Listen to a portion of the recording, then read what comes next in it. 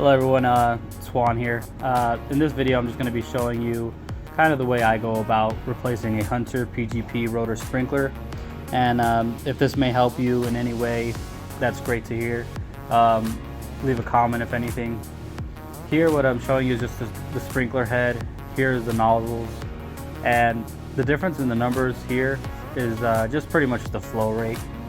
So for example, number 1 nozzle goes about, give or take, 2 liters per minute, as opposed to the number 6 nozzle, which tends to be 7.5 liters per minute.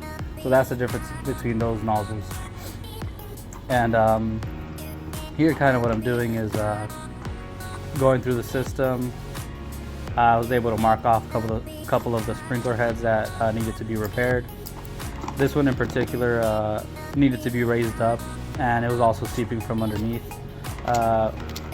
As I dug it up and took out the sprinkler head, I noticed that there was a crack on the side of the sprinkler head.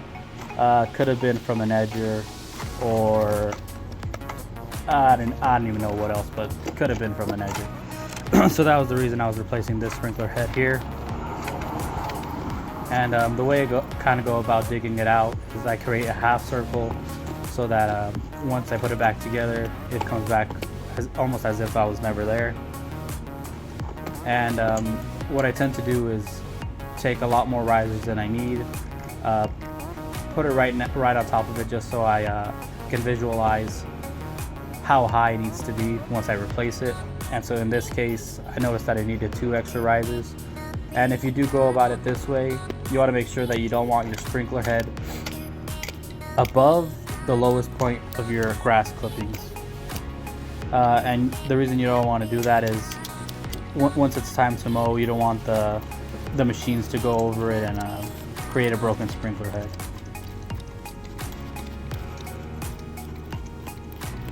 And so kind of the way I go about this is I just unscrew the rotor sprinkler head, and once I start unscrewing it and I feel it getting loose, getting right off of that fitting, I wiggle it out a little bit just to make sure that no debris is going to get back in there.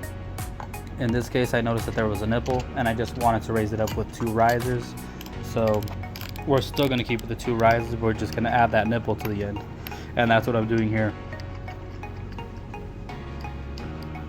And then once it's all on there, here's kind of how I went about it, just the 2 risers, lifting it up, put it back into the same location that it was in, pry it up into that hole. And the good thing about these Hunter PGPs is that they're preset to 180 degrees. It's very helpful, especially on a commercial property. Here I'm just trying to adjust it prior to me turning on the water and seeing how it irrigates. So I just want to make sure that it's going to get what it needs to cover. And for this sprinkler head, I felt like I dropped just a tad bit of dirt in there into the fitting, and so I'm not going to put a nozzle on this one in particular, but this next one I will.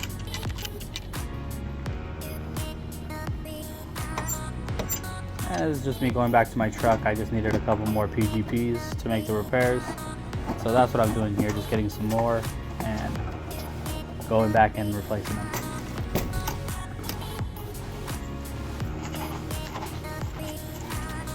And there you go, covering up your tracks. You don't want it to be super noticeable that you were there, but obviously you want to make the repairs.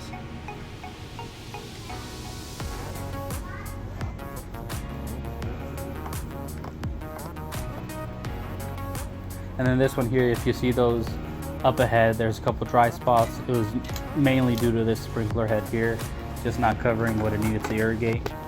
And so that's why I'm changing that out. The nozzle was just super, a lot of dirt in there, so I wasn't able to really adjust the nozzle socket. And so that's why I was also replacing it, and it also needed to be lifted up. And then I don't think I explained, but the way to adjust these Hunter PGPs is with the Hunter wrench. I think they also call it a hex key. And the 3 main components to that is your lifting socket, which you use to prop up whenever you're replacing a nozzle, or even when it's, you know, it's irrigating. And then you have the nozzle socket, which is obviously used to increase or decrease the arc of the spray once it's irrigating. And then your very last important component of that sprinkler head, it is just a screw to adjust the radius at what you want to irrigate. Like I said, these Hunter PGPs are preset to 180 degrees. And just a little quick heads up on that. Also, same thing here. Like I said, all I'm really doing is unscrewing the PGP. And if you're working in sandy soils, I would not recommend doing it this way.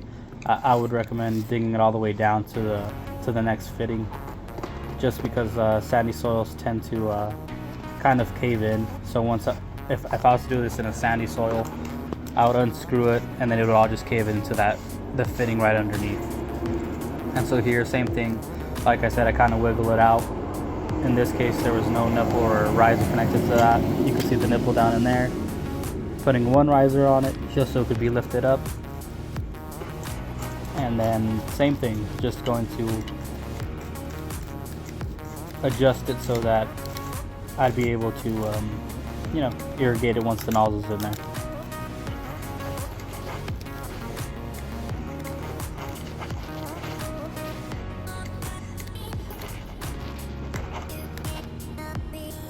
Then here, I believe I went with a number 6 nozzle on here.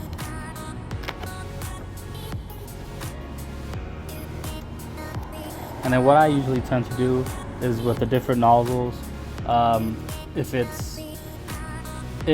the turf tends to get more sun, I use a higher nozzle, or if it's close to a shaded area, I use a lower nozzle, just so that the liters of water getting irrigated isn't as much, and you're not getting as much runoff. And so here, same thing, kind of saw the whole process there. Replaced the sprinkler head, put in the nozzle, I put in the turf back into where it needed to go, and then in about a week or so, all that the roots of the grass will get back together, and it'll almost be seamless. And then after that, kind of what I do is I just go back, test the whole all the stations that I made repairs on, and then kind of just make sure everything needs to be irrigated that needs to be irrigated. And so here, just testing it, going through the system one more time after I had made the repairs, just to make sure I didn't, make a mistake or didn't see something that I noticed beforehand.